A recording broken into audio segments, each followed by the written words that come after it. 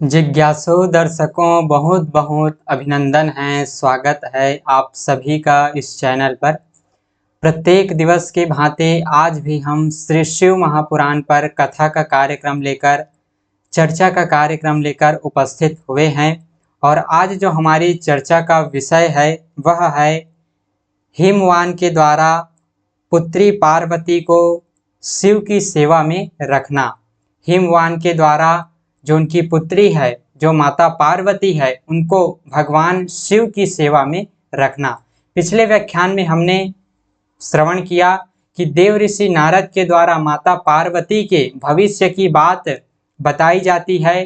देव ऋषि नारद बताते हैं कि हे हिमवान, हे राजा हिमाचल, तुम्हारी पुत्री सब गुणों से, सब लक्षणों से युक्त है, इसमें कुछ भी दोष नहीं है तो सिर्फ एक ही दोष कि इसको नंग धड़ंग पति मिलेगा, योगी सन्यासी जटाधारी, घर बार का त्याग करने वाला, इस प्रकार का इसको पति मिलेगा जो घर बार से दूर रहता है, जिसका न घर है, न द्वार है, न माता है, न पिता है।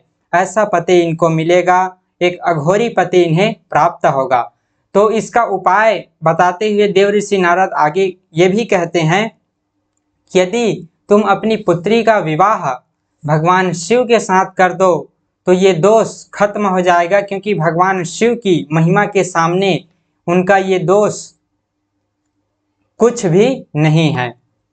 उनका जो ये दोष है वो बहुत ही कम है, तुच्छ है। इस प्रकार से देव ऋषि नारद कहते हैं। अब आगे फिर ब्रह्मा जी कथा बताते हुए कहते हैं, वह हिमालय की वह लोक पूजित पुत्री पार्वती उनके घर में बढ़ती हुई 8 वर्ष की हो गई।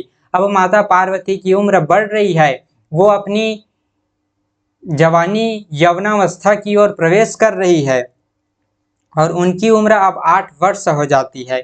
उसी समय शंभु ने अपने मन को एकाग्र करने के लिए हिमालय के गंगा अवतार नामक उत्तम शिखर पर तपस्या आरंभ की। उसी समय भगवान शिव गंगा अवतार नामक एक उत्तम शिखर पर तपस्या आरंभ करते हैं। उसके बाद फिर गिरिराज हिमाचल हर्षित होकर अपनी पुत्री के साथ भगवान हर के समीप जाते हैं। जब राजा हिमाचल को पता चलता है कि भगवान शिव स्वयं इस गंगा अवतार नामक शिखर पर तपस्या कर रहे हैं, ऐसी बात जब राजा हिमाचल को पता चलता है तो वो अपनी पुत्री को लेकर उनके पास जाते हैं और भगवान शिव से प्रार्थना करते हैं कि मेरी पुत्री आपकी सेवा करने के लिए बड़ी उत्सुक है। हे प्रभु, मेरी पुत्री आपकी सेवा करना चाहती है, अतः आप अपनी सेवा के लिए इसे आज्ञा दीजिए। मेरी जो पुत्री है वो आपकी सेवा करना चाहती है। हे प्रभु, आप इन्हें अपनी सेवा में रखिए, अपनी सेवा करने का इन्हें अवसर प्रदान कीजिए। फिर भगवान शंभु बोलते हैं, हे शैलराज, हे राजा हिमाचल, वेदों के पारगामी विद्वानों ने स्त्री को माया रूपा कहा है। वेदों में स्त्री को माया रूपा कहा है, उसमें भी विशेष रूप से युवती स्त्री तो तपस्वियों के लिए विघ्न कारिणी होती है। जो युवती स्त्री होती है वो हम तपस्वियों के लिए विघ्न कारिणी होती है, तपस्या में बाधा उत्पन्न करने वाली होती है। उनके संग से शीघ्र ही विषय वासना उत्पन्न हो जाती है और वैराग्य छूट जाता है। अतः हे पर्वतराज हिमाचल, तपस्वियों को स्त्रियों का संग नहीं करना चाहिए, ऐसा भगवान शिव उस समय राजा हिमाचल को कहते हैं।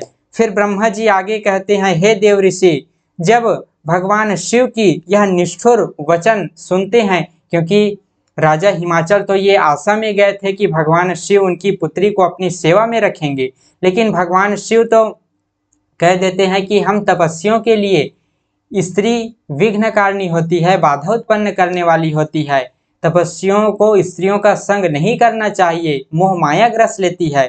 ऐसा भगवान शिव जब बोलते हैं तो राजा हिमाचल के सब आशाओं पर पानी फिर जाता है और हिमाचल विस्मय में पड़ जाते हैं। अपने पिता गिरिराज को आश्चर्य में पड़ा देखकर भवानी ने शिव जी को प्रणाम कर उनसे कहा। जब भगवान शिव इस प्रकार उत्तर देते हैं तो राजा हिमाचल विस्मय में पड़ जाते हैं। राजा हिमाचल एक प्रकार से चिंतित हो जाते हैं। तो उसी समय भवानी ने, जगदम्बा पार्वती जी ने भगवान शिव को प्रणाम करके कहते हैं, हे शंभु, आप तप की शक्ति से संपन्न होकर ही तपस्या कर रहे हैं। आप तप की शक्ति से संपन्न होकर ही ये महातपस्या कर रहे हैं। सभी कर्मों को करने वाली उस शक्ति को ही प्रकृति जानना चाहिए। जिस शक्ति से, जिस तप की शक्ति से आप युक्त होकर संपन्न होकर ये महान तपस्या कर रहे हैं, वो शक्ति को ही प्रकृति जानना चाहिए। उसी शक्ति के द्वारा, उसी प्रकृति के द्वारा सबका सृजन होता है, पालन होता है और संहार होता है। हे शंकर जी, यदि आप प्रकृति से परे हैं तो मेरे समीप रहने पर भी आपको डरना नहीं चाहिए। यदि आप प्रकृति से ऊपर उठ चुकी हैं, प्रकृति से परे हो चुके हैं, तो आपको मेरे साथ रहते हुए भी इस प्रकार की चिंता करने की कोई आवश्यकता नहीं है, कोई डरने की आवश्यकता नहीं है। क्योंकि नारी तो प्रकृति का रूप होती है और प्रकृति अर्थात शक्ति स्वरूपा है। तो समस्त संसार में जितने भी पदार्थ हैं, संसार में जितनी भी क्रियाएं चल रही है, सब प्रकृति की शक्ति से ही चल रही है। अर्थात एक प्रकार से नारी शक्ति से ही सारे कार्य संपन्न हो रहे हैं। सृष्टि का सृजन, पालन और संहार, ये तीनों कार्य उस प्रकृति रूपा, शक्ति स्वरूपा, नारी रूपा प्रकृति से ही ये समस्त कार्य संपन्न हो रहे हैं।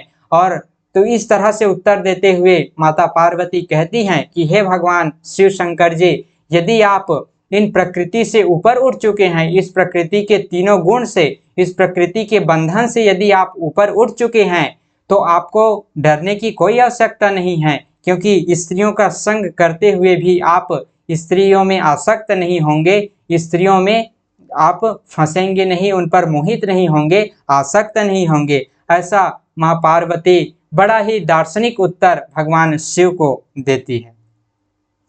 पार्वती के वचनों से प्रभावित होकर भगवान शंकर ने हिमालय की पुत्री को अपने पास रहकर सेवा करने के लिए स्वीकार कर लिया। जब भगवान शिव इस प्रकार का उत्तर माता पार्वती से सुनते हैं तो वो स्वयं आश्चर्यचकित हो जाते हैं। जिस प्रकार से माता पार्वती ने उनको उत्तर दिया, एक दर्शन समझाया कि किस तरह से एक योगी, एक तपस्वी स्त्रियों के साथ रहते हुए भी उन पर आसक्त नहीं हो सकता।